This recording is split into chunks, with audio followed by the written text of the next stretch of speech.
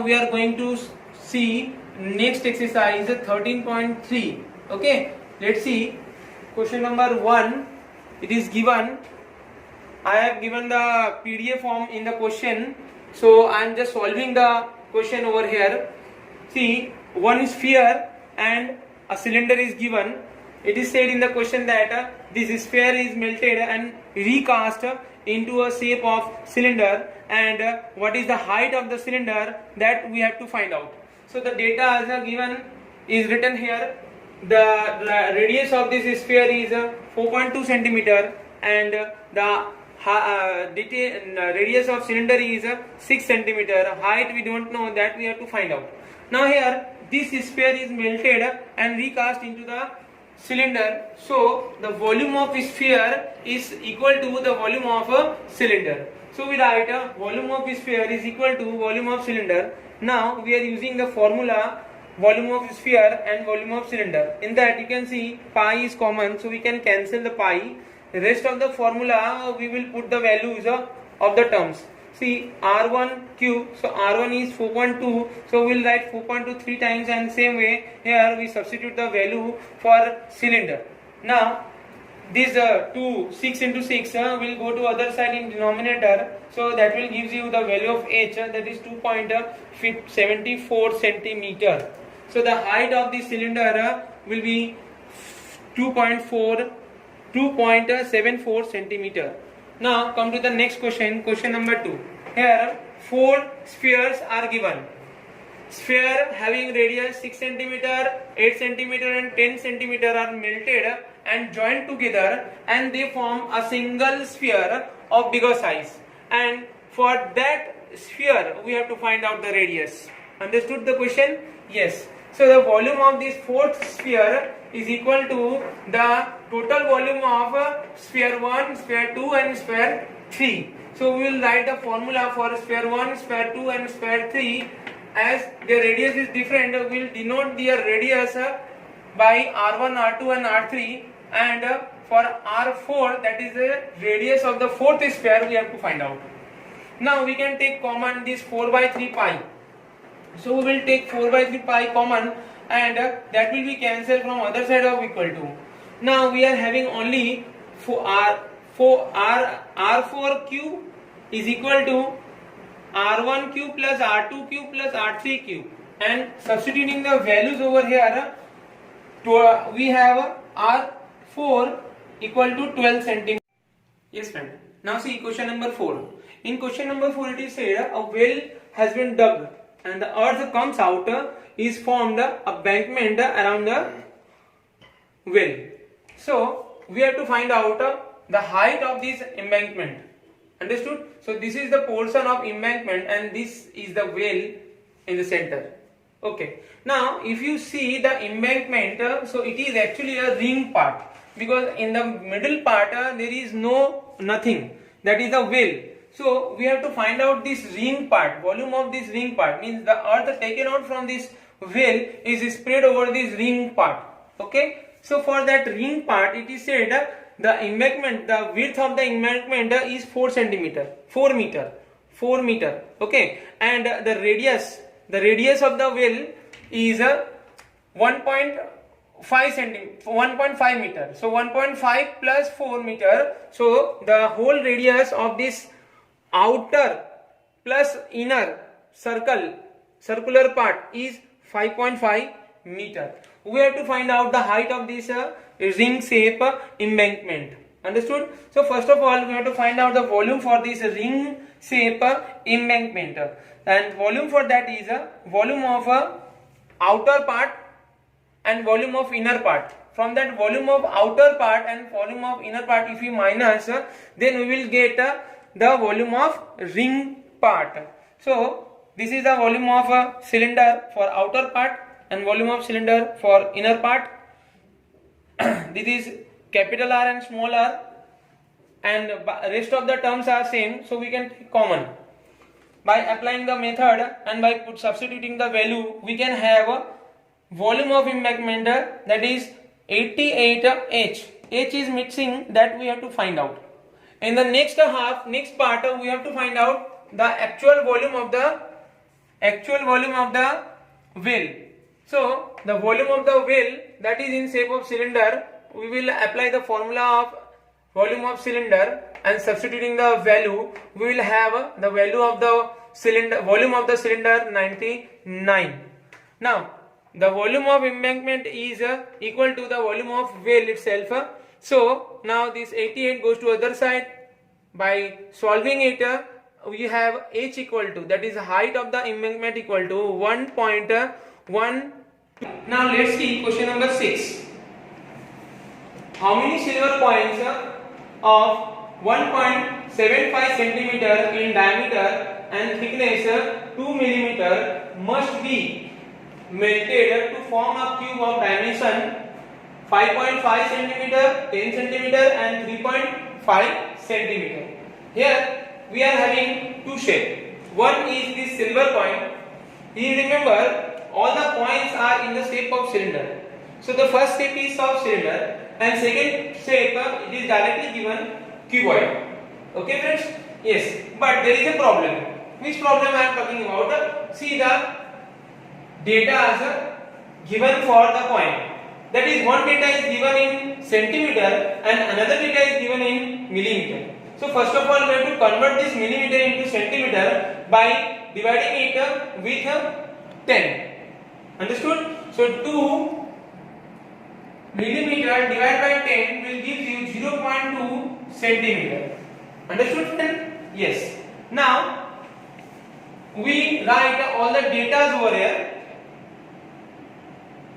This is the data for the coin. The height of the cylindrical silver coin is 0.2 centimeter and the radius is 1.75 centimeter, that is the diameter, so we will divide it by 2, so 0.875 centimeter. Next, the data for the cuboidal part is given, length, breadth and height 5.5, 10 and 3.5 centimeter. Now you know we are melting the coins and form the cuboid. So the number of coins, volume of n number of cylindrical silver coin is equal to the volume of cuboid. So by substituting the formula, here n is the number of coins that we need. The rest of the value we have given. So we substitute the values here and here. Now take these terms in the denominator of other side. So we will have only n one side. By solving this sum, we will have 400 as our answer. 400 is the number of silver coin that needs to form a cuboid of given dimension. Yes friend, let's see question number 7. A cylindrical bucket 32 cm height and with radius of base 18 cm is filled with sand. Now here the bucket, shape of bucket is cylinder.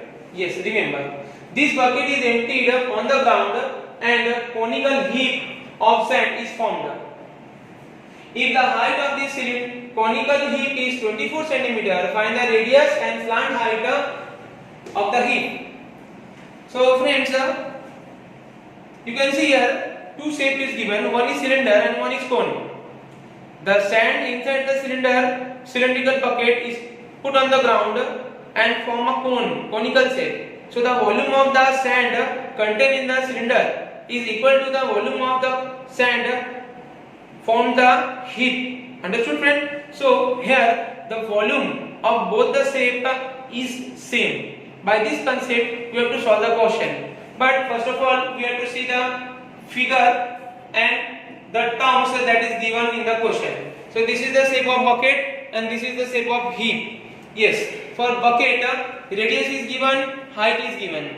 For heap only the height is given, radius is missing. But we know the volume of this, both of these shapes is equal.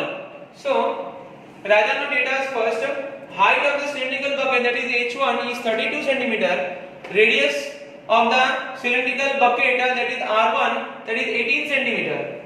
Now for the conical heap, height H2 is 24 cm and radius of circular end of the conical heap is R2, that we have to find out, that is missing.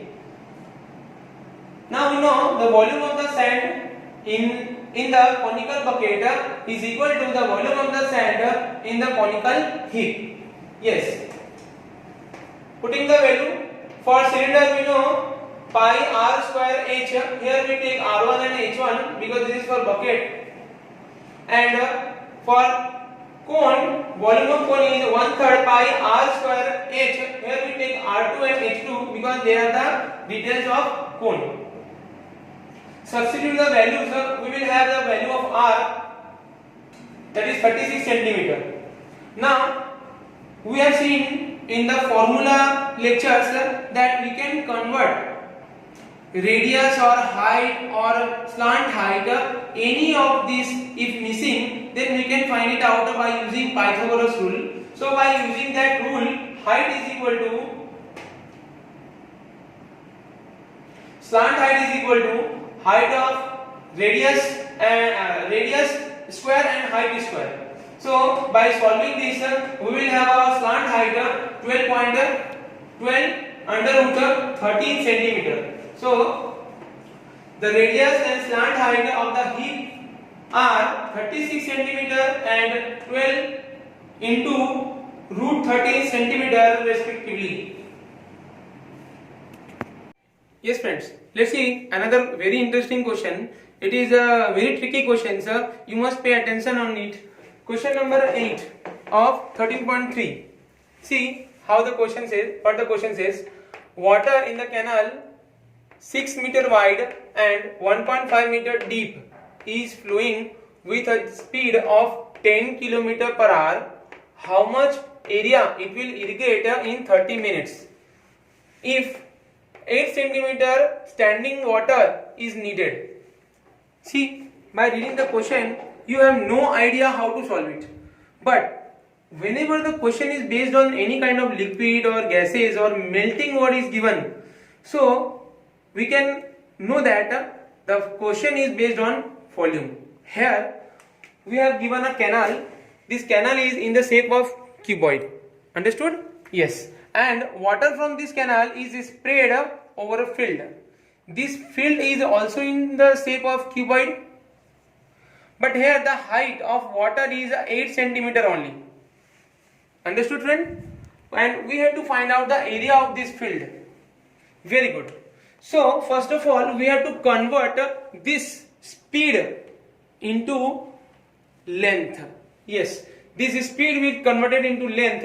How we will convert? See the step. Speed of the water is 10 km per hour.